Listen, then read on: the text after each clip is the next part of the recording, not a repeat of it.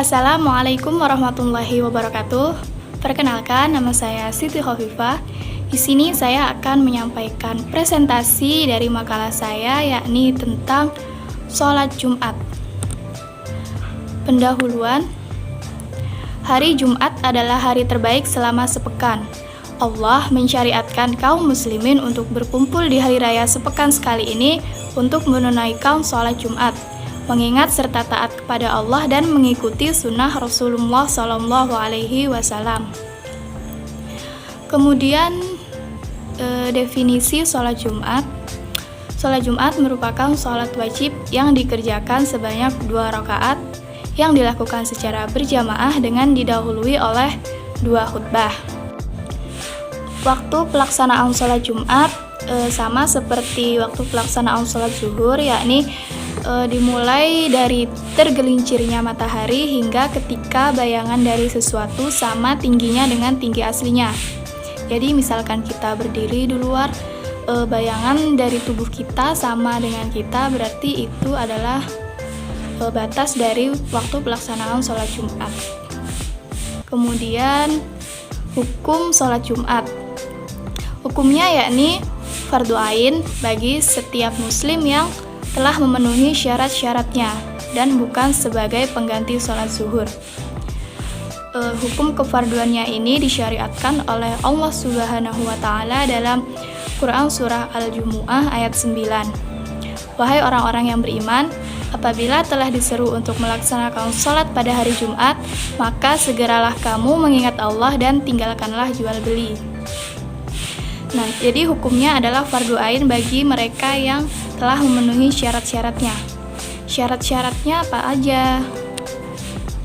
Syarat-syarat pelaksana sholat Jumat ada dibagi menjadi 2 ya. Yang pertama ada syarat wajib. Menurut mazhab Syafi'i, syarat wajibnya yakni ada 10. Yang pertama laki-laki. Maka di sini perempuan tidak diwajibkan untuk melaksanakan sholat Jumat. Namun jika mereka ikut melaksanakan sholat Jumat bersama dengan jamaah, sholat Jumatnya tetap sah. Namun dia tidak diwajibkan untuk melaksanakan sholat Jumat. Wanita lebih dianjurkan untuk melaksanakan sholat zuhur di rumah saja. Lebih afdal untuk melaksanakan sholat di rumah saja. Yang kedua ada merdeka. Dengan syarat ini maka para hamba sahaya tidak diwajibkan untuk melaksanakan sholat Jumat. Sama seperti seorang wanita tadi, jika seorang hamba sahaya ikut melaksanakan sholat Jumat bersama dengan jamaah, maka sholat Jumatnya tetap sah. Namun dia tidak diwajibkan untuk melaksanakannya. Yang ketiga, mampu datang ke masjid tanpa kesulitan. Kesulitan di sini misalnya seseorang yang sakit, tidak dapat berdiri atau lumpuh. Nah, dia tidak diwajibkan untuk melaksanakan sholat Jumat karena dia kesulitan untuk datang ke masjid. Kecuali jika ada seseorang yang tidak keberatan mau membawanya untuk sampai ke masjid, maka dia tetap diwajibkan untuk melaksanakan sholat Jumat jika ada yang membantunya. Kemudian yang keempat, bisa melihat. Dengan syarat ini maka seseorang yang tunanetra, ia tidak diwajibkan untuk melaksanakan sholat Jumat jika ia kesulitan untuk datang ke masjid sendiri tanpa bantuan orang lain. Namun jika ia mampu untuk datang ke masjid sendiri atau ada seseorang yang mau membantunya, maka ia tetap diwajibkan untuk melaksanakan sholat Jumat. Kemudian yang kelima, bukan orang yang sepuh yang sangat sulit untuk mencapai masjid. Jadi orang yang sudah sepuh yang sangat sulit untuk mencapai masjid tidak diwajibkan lagi untuk melaksanakan sholat Jumat. Selanjutnya yang keenam yakni kondisi cuaca yang memungkinkan. Tidak dengan cuaca yang sangat menyengat pada musim panas atau musim dingin. Dan juga misalnya saat ada hujan yang sangat lebat, maka tidak diwajibkan lagi untuk melaksanakan sholat Jumat. Yang ketujuh, tidak dalam keadaan ketakutan terhadap musuh yang zalim. 8. Tidak khawatir akan keselamatan nyawa, harta, atau kehormatannya. Yang ke-9 yakni menetap. Oleh karena itu, tidak diwajibkan bagi mereka yang musafir untuk melakukan sholat Jumat, kecuali jika dia berniat untuk tinggal minimal selama 4 hari di wilayah yang masjidnya menyelenggarakan sholat Jumat. Kemudian yang terakhir yakni bermukim. Bermukim di wilayah tempat diselenggarakannya sholat Jumat atau dekat dengan wilayah tersebut. Kemudian syarat syahnya menurut mazhab Syafi'i ada 6. Yang pertama, dilaksanakan pada waktu zuhur. 2. Dilaksanakan di tempat yang terdapat bangunan-bangunan di sekelilingnya. 3. Harus dilakukan secara berjamaah. 4. Harus dihadiri lebih dari 40 orang. 5. Harus didahulukan dari penyelenggara sholat Jumat lainnya di suatu wilayah. Dan yang terakhir, khutbahnya dilakukan lengkap dengan syarat dan rukunnya. Selanjutnya ada perbandingan mazhab mengenai sholat Jumat, yakni rukun dan syarat khutbah Jumat menurut 4 mazhab. Yang pertama menurut mazhab Hanafi, rukunnya yaitu menyebutkan kalimat zikir dalam khutbahnya. Adapun syaratnya yaitu pertama, menggunakan bahasa Arab atau boleh selain Arab.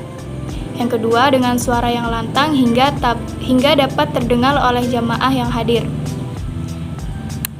Yang kedua, menurut mazhab Maliki,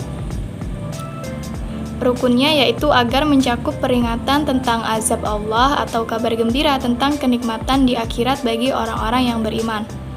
Adapun syaratnya yaitu yang pertama, harus dilakukan lebih awal daripada sholatnya. 2. Harus berniat.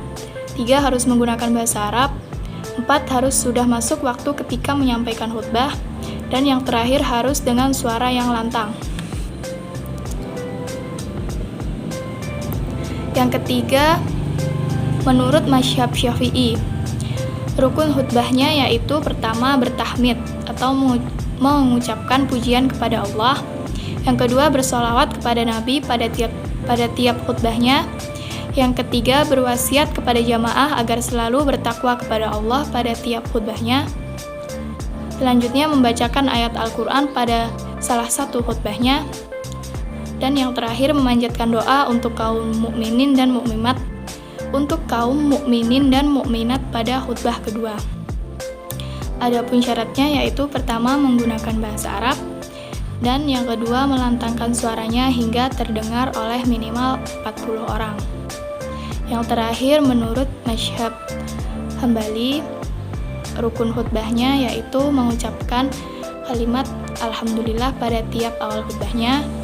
2. Bersolawat kepada Nabi Muhammad SAW. 3. Membaca minimum 1 ayat dari kitab suci Al-Quran. Dan yang terakhir berwasiat kepada jamaah untuk selalu bertakwa kepada Allah. Adapun syarat-syaratnya yaitu pertama menggunakan bahasa Arab, dan yang kedua melantangkan suara bagi khatib hingga terdengar oleh para jamaah minimal jumlah yang diwajibkan untuk menghadiri khutbah. Kemudian, bolehkah kita meninggalkan sholat Jumat pada masa pandemi seperti sekarang ini dan menggantinya dengan sholat zuhur di rumah masing-masing? Menurut hadis Nabi yang diriwayatkan oleh Abu Daud bahwa salah satu uzur Jumat adalah orang yang sakit dan orang yang takut sakit. Dan juga sudah saya sebutkan sebelumnya bahwa salah satu syarat wajib bagi pelaksana sholat Jumat adalah tidak mengkhawatirkan akan nyawanya. Nah, seseorang boleh meninggalkan sholat Jumat apabila di dalam suatu wilayah kondisi penyebaran COVID-19-nya sudah tidak terkendali. Maka kita boleh meninggalkan sholat Jumat dan melaksanakan sholat zuhur di rumah masing-masing. Namun dalam kondisi penyebaran COVID-19 yang masih terkendali, kita masih diwajibkan untuk melaksanakannya. Tentunya dengan protokol kesehatan yang sudah ditetapkan oleh pemerintah. Menurut Fatwa MUI nomor 14 tahun 2020. Kaidah fikih yang dapat digunakan dalam proses istinbat hukum adalah menolak bahaya lebih didahulukan daripada mengambil maslahat. Baiklah, kesimpulannya yaitu sholat Jumat merupakan sholat wajib yang dikerjakan sebanyak 2 rakaat secara berjamaah di waktu zuhur dengan didahului oleh 2 khutbah. Hukum melaksanakan sholat Jumat adalah fardu ain bagi setiap muslim yang telah memenuhi syarat-syaratnya. Adapun meninggalkan sholat Jumat saat pandemi, hukumnya boleh-boleh saja karena salah satu uzur Jumat adalah orang yang sakit dan orang yang takut sakit. Demikian presentasi dari saya. Mohon maaf atas segala kekurangannya. Thank you for watching and wassalamualaikum warahmatullahi wabarakatuh.